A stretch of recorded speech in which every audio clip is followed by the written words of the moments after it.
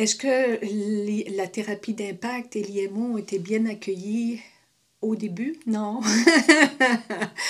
Non, j'étais vue pas mal comme une sorte d'iconoclaste, marginal, voire bizarre. Et j'étais jeune, j'ai immédiatement commencé à enseigner pendant que j'étais étudiante au doctorat. Donc, quand j'arrivais dans des centres, là, les CLSC, les cliniques médicales, etc., j'étais pas bien reçue par certains seniors qui trouvaient que j'étais jeune pas mal pour aller leur enseigner quelque chose.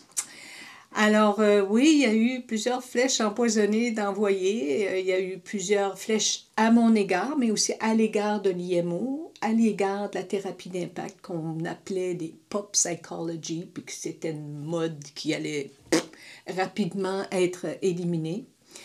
Alors que là, 30 ans plus tard, ben, non seulement c'est encore actif, mais c'est encore de plus en plus présent parce que les gens ont besoin de quelque chose d'efficace, à court terme, rapidement.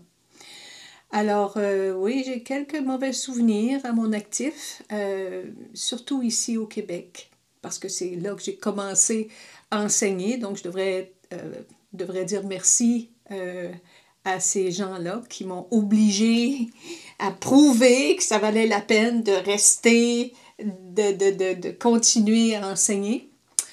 Euh, Quand je suis arrivée à l'étranger, là, ben, c'est comme si ma notoriété était déjà acquise puisque une personne de l'étranger était invitée à présenter. Donc, de ce côté-là, je n'ai reçu en général, en fait, je ne peux même pas penser à une fois où j'ai été mal accueillie quand j'ai enseigné à l'extérieur du Québec. Comme on dit, nul n'est roi dans son pays. Ouais, je croirais ça.